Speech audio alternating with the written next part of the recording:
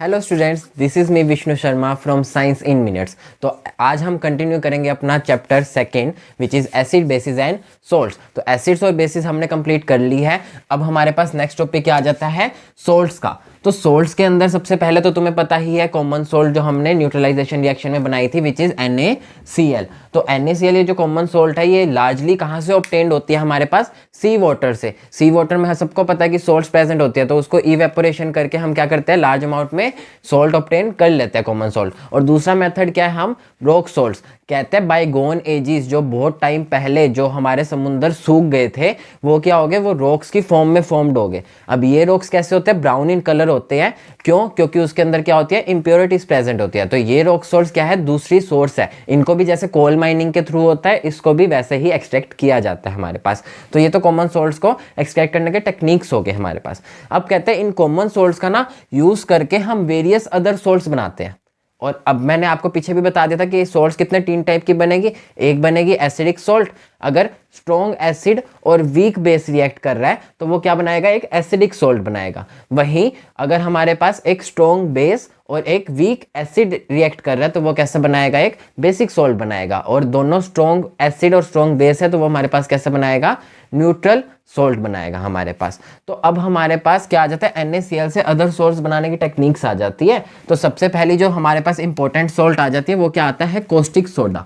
Caustic soda का formula क्या है हमारे पास, NaOH, सोडियम हाइड्रोक्साइड।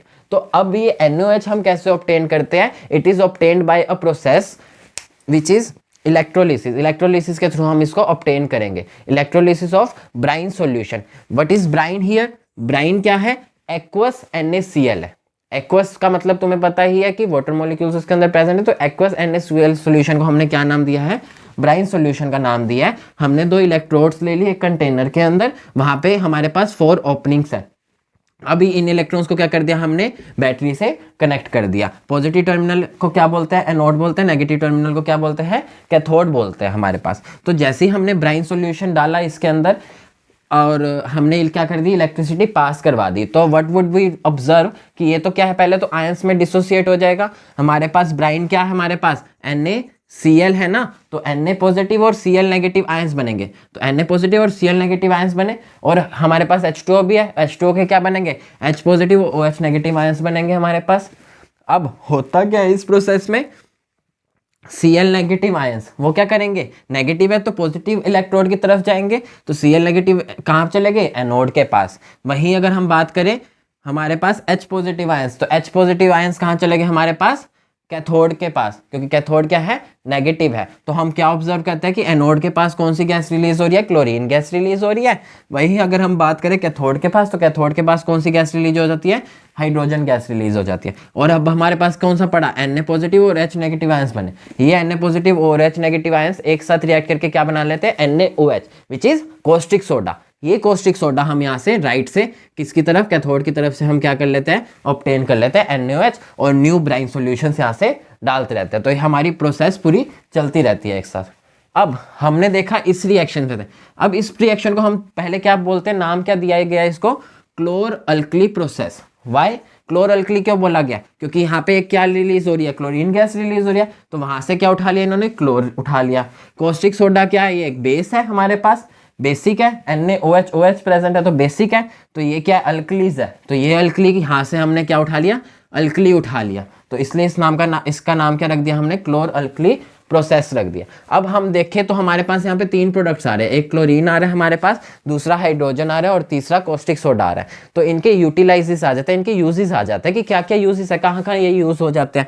तो अगर हम पहले बात करें क्लोरीन की, तो क्लोरीन के कहाँ कहाँ यूज हो रहे हैं, तो तुम देखो तो वाटर ट्रीटमेंट के अंदर, स्विमिंग पूल्स के अंदर, PVCs, डिसइंफेक्टेंट्स और CFCs के अंदर ये हमारे बेसिकली यूज हो जाते हैं, कौन सी, क्लोरीन गैस।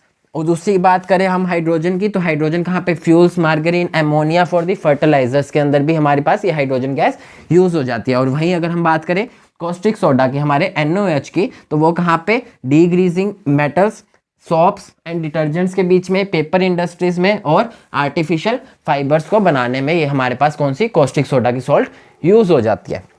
उसके बाद क्लोरीन की एक इंपॉर्टेंट एप्लीकेशन आ जाती है। ये जो हमने यहाँ से क्लोरीन ऑब्टेन करी है, ये किसके लिए हम यूज कर लेते हैं, to make the bleaching powder. Bleaching powder को ऑब्टेन करने के लिए हम ये क्लोरीन गैस यूज कर लेते हैं। Bleaching powder is nothing, it is calcium oxychloride CaOCl2। तो इसको हम कैसे ऑब्टेन करेंगे? We will take calcium hydroxide. हमने क्या लिया? कैल्शियम हाइड्रोक्साइड लिया और उसके अंदर हमने क्या डाल दी? ये क्लोरीन गैस से पास करवा दी। जब क्लोरीन गैस प्रवास करवाए तो हमारे पास क्या आ गया? कैल्शियम ऑक्सीक्लोराइड आ गया और क्या प्रोड्यूस हो गया हमारे पास? Water. Calcium oxychloride is the bleaching powder.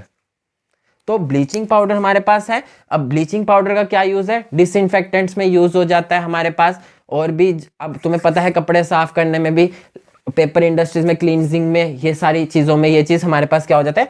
Bleaching powder use हो जाता है। और एक क्वेश्चन ब्लीचिंग पाउडर से रिलेटेड एक और आता है कि हमें अगर लॉन्ग टाइम तक उसको हम रख दे तो वो अपना क्लींजिंग एक्शन थोड़ा सा रिड्यूस कर देता है। क्यों? क्योंकि वो सेल्फ ऑक्सीडेशन में चला जाता है, इसलिए उसका क्लींजिंग एक्शन क्या हो जाता है? डिक्रीज हो जाता है। तो हमारी नेक्स्ट सॉल्ट क्या आ जाती है हमारे पास? Baking soda. बेकिंग सोडा अब तुम्हारे किचन्स में ये अधिकतर मिल जाएगा। अब जब मम्मी आपकी क्रिस्पी क्रिस्पी पकौड़ास बनाते हैं तो वो क्या डालते हैं उसके अंदर? बेकिंग सोडा डालते हैं। तो क्वेश्चन सीधा सीधा ऐसे आ जाता है, what is used for the making the pakoras crispy. तो सबसे पहला ये आ गया कि मेकिंग क्रिस्पी और tasty pakoras, baking soda is added.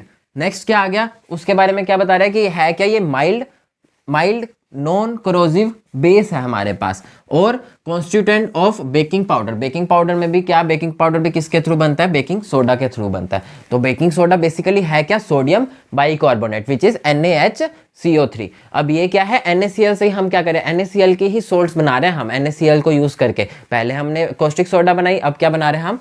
Baking soda बना रहे हैं। तो NaCl का हमने यूज करा। NaCl में हमने वाटर मतलब उसका एक्वा सोल्यूशन लिया हमने, इसकी जगह ब्राइन लिख दिया। ब्राइन की भी एक ही बात है। तो NaCl plus H2O plus carbon dioxide plus ammonia. Carbon dioxide plus ammonia जब हमने लिया तो उसने क्या बना लिया? Ammonium chloride plus sodium hydrogen carbonate, या बोल सकते हैं sodium bicarbonate, which is our baking soda, जो हमारा क्या है? बेकिंग सोडा है। अब बात आती है कि बेकिंग सोडा एक्ट कैसे करता है। तो क्या देखते हैं? जब हम बेकिंग सोडा को हीट करेंगे, जब बेकिंग सोडा को हीट करेंगे तो वो क्या करेगा? Na2CO3 sodium carbonate plus water plus CO2 gas release करेगा। कौन सी गैस रिलीज करेगा? CO2 गैस रिलीज करेगा। अब ये जो CO2 गैस रिलीज होती है, यह हमारे पास इसका जो बेसिक नेचर है, तो ये क्या आ जाती है? इनकी एप्लीकेशंस में यूज हो जाती है। जैसे कि इसका सबसे पहला यूज क्या आ जाएगा? To make cake soft, spongy and soft. Cakes के अंदर भी ये बेकिंग सोडा डाला जाता है उसको सॉफ्ट और स्पॉन्जी बनाने के लिए। तो बेसिकली उसके अंदर होता क्या है कि हमने बेकिंग सोडा डाला और उसके अंदर प्रेजेंट एसिड के साथ, कोई भी एसिड जो भी है उसके साथ क्या कर देगा? एसिड के H पॉजिटिव आयंस के साथ रिएक्ट कर जाएगा to form the carbon dioxide plus water plus sodium salt of the acid, and this carbon dioxide gets into the pores of the substances. तो वो पोर्स में चले जाते हैं, तो पोर्स में क्या आ जाती है? गैस फिल हो जाती है। तो इसकी वजह से वो क्या आ जाती है? फ्लफीनेस आ जाती है, स्पॉन्जी बन जाता है। दूसरा क्या कर सकते हैं? अब मैंने तुम्हें बताया कि नॉन करोसिव बेस है। अब हमको पता है कि हमारे गैस्ट्रिक सिस्टम में क्या प्रेजेंट है? एसिड प्रेजेंट है। तो कई बार हमारा एसिड ये ज्यादा अमाउंट में रिलीज हो जाता है तो हमें दिक्कत देता है, जिसको हम एसिडिटी भी कहते हैं।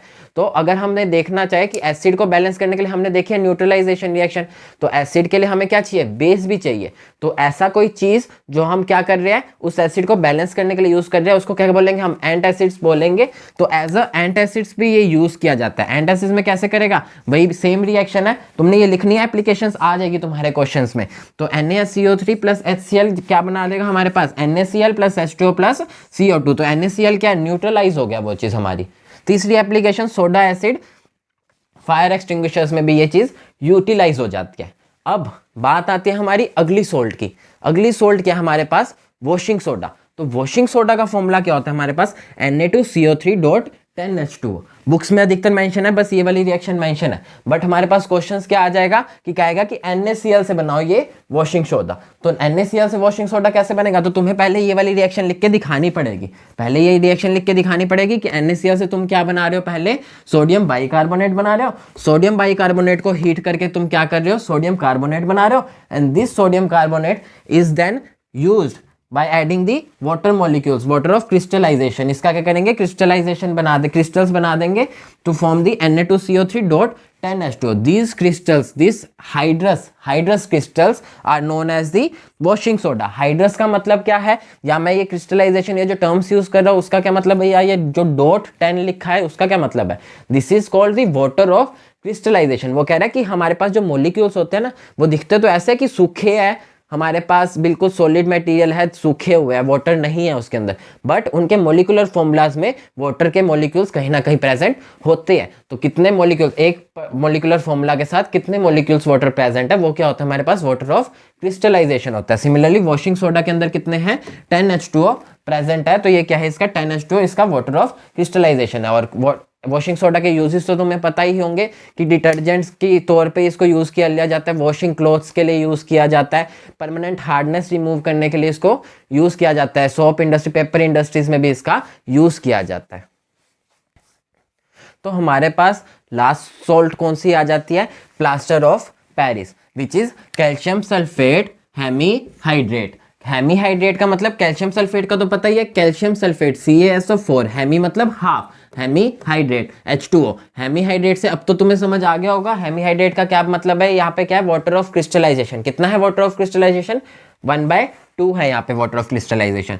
तो अब क्या होता है, अगर हम बात करें कि पीओपी ऑब्टेन कैसे होती है, तो पीओपी कैसे ऑब्टेन होती है, एक सब्सटेंस से which is known as gypsum. Gypsum क्या है, एक हार्ड सॉलिड सब्सटेंस है, रॉक टाइप सब्सटेंस है, जिसका फॉर्मूला क्या है, कैल्शियम सल्फेट डॉट 2H2O है। इसको अगर हम हीट करें कितने केल्विन पे, 373 केल्विन पे हीट करें, तो ये किसके अंदर कन्वर्ट हो जाता है, हमारे पास calcium sulphate dot half H2O में कन्वर्ट हो जाता है, प्लस साथ में 1.5H2O क्या कर देगा, वो रिलीज कर देगा, वेपराइज कर देगा। तो this is known as POP. तो हमारे पास पीओपी ऑब्टेन हो गया। यहाँ पे एक नोट करने वाली चीज क्या है, हमें 373 केल्विन पे हीट करना है, एक मेंटेन टेम्परेचर पे हीट करना है। अगर हम 400 से ज्यादा, 400 केल्विन से ज्यादा पे उसको हीट करेंगे, तो हमारे पास क्या होएगा, अनहाइड्रस। अनहाइड्रस मतलब H2O मॉलिक्यूल्स बिल्कुल इवेपोरेट हो जाएंगे और अनहाइड्रस कैल्शियम सल्फेट आ जाएगा। और अनहाइड्रस कैल्शियम सल्फेट के अंदर हार्डनिंग प्रॉपर्टीज नहीं होती है, बट हमारे पीओपी बनाने का मकसद ही यही है कि हमें हार्डनिंग प्रॉपर्टीज मिले। हार्डनिंग प्रॉपर्टीज कैसे मिलती है, जब हम इस पीओपी को क्या करते हैं, पानी के अंदर मिक्स करते हैं, तो वो क्या बना लेते हैं, दोबारा जिप्सम बना लेते हैं। और gypsum is a very hard substance. तो हम क्या करते हैं, पीओपी लेकर आते हैं दुकान से, सबने देखा होगा सीलिंग्स में पीओपी लगती है, पीओपी लाते हैं दुकान से, वो क्या है, व्हाइट पाउडर है। उस व्हाइट पाउडर को हम क्या करते हैं, लिक्विड में मिक्स कर देता है, पानी में मिक्स करते हैं, पानी में मिक्स करके हम क्या कर देते हैं, दीवारों पे सीलिंग्स पे लगा देते हैं। तो वो क्या ले लेती है, एक हार्ड कोटिंग ले लेती है। तो वो हार्ड कोटिंग किसकी है, हमारे पास जिप्सम की है। तो देखा जाए तो ये दोनों क्या है, अपोजिट रिएक्शन ही है। जिप्सन से ही हमने पीओपी ऑब्टेन करा और पीओपी से ही फाइनली हमने क्या ऑब्टेन कर लिया, जिप्सन पे। बट अगर हमने पीओपी ऑब्टेन करना है तो वो 373 पे ही करना है। अगर 400 से ऊपर कर दिया तो हमारे पास क्या आ जाएगा, अनहाइड्रस कैल्शियम सल्फेट आ जाएंगे, जिसके अंदर हार्डनिंग प्रॉपर्टीज नहीं होगी। अगर हम बात करें पीओपी के यूजेस की, तो हमने बात करी ली, फ्रैक्चर बोन्स जो हो जाती है हमारे, उसको सपोर्ट करने के लिए, बोन्स को सपोर्ट करने के लिए डॉक्टर्स के द्वारा फ्रैक्चर लगाया जाता है, वहाँ पे भी क्या यूज़ होती है, हमारी पीओपी यूज़ होती है। और क्या, डेकोरेटिव आइटम्स को बनाने के लिए हमारे पास पीओपी यूज़ होती है, सीलिंग्स को डिज़ाइन देने के लिए, डेकोरेटिव डिज़ाइन देने के लिए वहाँ पे भी क्या यूज़ होती है, पीओपी यूज़ होती है। And this is all about this chapter.